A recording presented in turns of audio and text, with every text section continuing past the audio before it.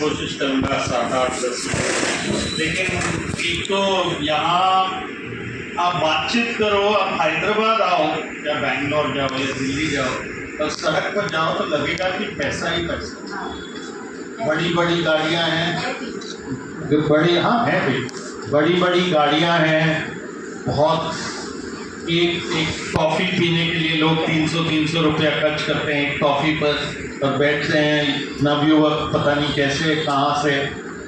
और दूसरी तरफ ऐसे कमरे में बैठो तो पता चलता है कि महिलाओं का खाना नहीं है, जो आदमी हैं वो ड्रग्स पे आ गए हैं, और वो भी परिस्थिति इसलिए है क्योंकि पैसा ऐसा है नहीं है।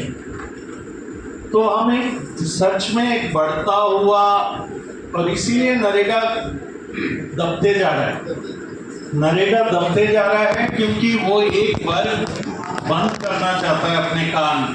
नरेगा जैसे लोग जो जिस परिस्थिति में हैं उसके लिए बंद करना चाहते हैं। मेरे ख्याल में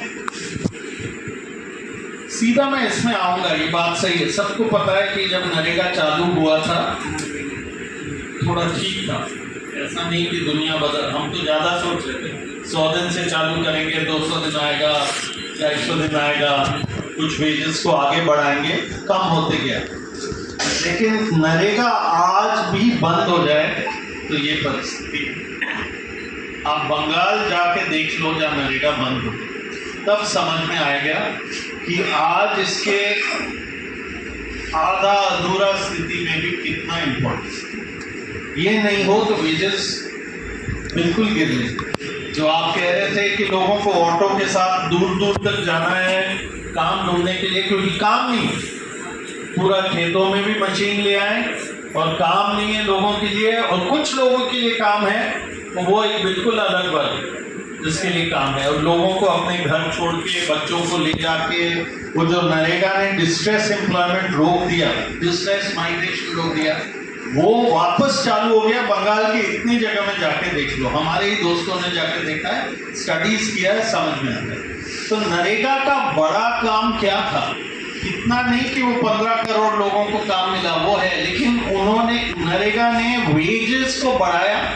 और यहाँ आंध्रा तेलंगाना में बहुत झगड़ा हुआ, बड़े किसानों का बहुत बड़ा झगड़ा हुआ कि नरेगा नहीं चलना चाहिए क्योंकि उनको वेजेस, एग्रीकल्चरल लेबर को ज़्यादा वेजेस देना था। मुझे मालूम है, घेरे हुए हमें, हमारे जैसे लोगों को घेरे एमपीज ने, बड़े बड़े एमपीज ने, बड़े फिजिकली भी थे और बड़े लोग भी थे, पैसे वाले थे कि नहीं ये तो खत्म करो, ये हमारी खेती को खत्म कर रहा है। और खेती खत्म नहीं, ये लैंडलेस लेबर और कम पैसे पर जीने वाले लोग, और उनकी भी हालत थोड़ी खराब हो रही थी क्योंकि खेती किसानी की हालत खराब हो रही थी। लेकिन वो लैंड ओनर है, और लैंड ओनर को यहाँ आंध्रा तेलंगाना का भी हम और एनालिसिस करेंगे। आप उनको और पैसा दे रहे हो, लैंडलेस को नहीं दे रहे हो। आपने जो पूरा एक ढांचा बनाया है वो इस तरीके का ढांचा है। टाइम नहीं है तो मैं और बहुत डिटेल में नहीं जाऊँगा, लेकिन मैं कहूँगा बिल्कुल सही आपका कहना। आपने जो जो की टेक्नोलॉजी को काम में लिया तो नरेगा को दबाने के लिए, यदि उन्होंने पैसा कम किया तो नरेगा दबने लग गया, यदि उन्होंने पेमेंट डिले किया तो नरेगा दबने लग गया, यदि उन्होंने काम की वैरायटी को नहीं बढ़ाया तो नरेगा दबने लगा। क्यों? क्योंकि वो दुश्मनी है नरेगा से। मैं 2 कानूनों से जुड़ा बहुत लंबे समय से, एक आरटीआई था, एक नरेगा। बात यह है कि आरटीआई में एक व्यक्ति भी लड़ाई लड़ सकता है और लड़ता है। वो एक ही मैं जानता हूँ बहुत बड़ा हक आदमी कानून है जो अकेला व्यक्ति भी एक एप्लीकेशन के भरोसे लड़ सकता है, मध्यम वर्ग भी लड़ सकता है, गरीब भी, उसको मार भी देते हैं लेकिन फिर भी एक ढांचा हिलाता है। नरेगा आपके पास संगठन नहीं है तो आप नहीं लड़ सकते। ये वैसा ही है जैसे आप जमीन की लड़ाई लड़ते हो, तो आपको जब तक एक पूरा संगठन नहीं बने तब लड़ना बहुत मुश्किल है, और इसीलिए नरेगा दबते गया। और आज क्यों है आपको लगता है, और ये बहुत बड़ा इंटरनेशनल डिबेट है, यूनिवर्सल बेसिक इनकम दें, कंडीशनल कैश ट्रांसफर दें, या भारत ने एक नया मॉडल, अलग मॉडल निकाला, वर्क, काम के बदले में पैसा। क्या दें। और ये इस डिबेट में और आगे भी बढ़ेंगे, लेकिन जिस दिन वो 60,000 रुपये रोज दो ना, कोई दिक्कत नहीं। फिर क्यों कब देंगे जब आपको अंबानी के पैसे भी कम करने पड़े, अडानी के पैसे भी कम करेंगे, पैसा रीडिस्ट्रीब्यूट करना पड़ेगा। आप एक गांव में दे दो 60,000 नहीं 60 लाख दे दो एक गांव में, लेकिन इस देश में है। लेकिन आप पूरा सबको एक हक, यूनिवर्सल बेसिक इनकम का हक दो, नहीं आए। और हमें मालूम है कि जब बीपीएल और ये सब चीज़ें हुई तो किसने लिया। यदि आप सबको नहीं दे रहे हो, अमीर को गरीब को सबको, तो केवल अमीर कहते हैं हम सबसे गरीब, और वो ले लेते हैं, वो चयन प्रक्रिया। तो ये बातें, जबकि यदि ये काम के बदले जो हक के लिए लड़ते हैं वो हमने देखा है, आज भी देख रहे हैं। आप भी आए हैं,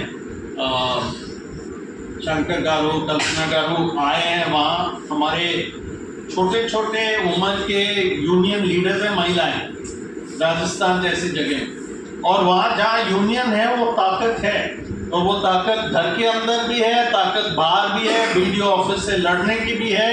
हाँ, वेजेस नहीं आते हैं, ये सारी प्रॉब्लम्स हैं, लेकिन कम से कम उस इलाके में 8-10 हज़ार महिलाओं के बीच में वो ले रहे हैं। तो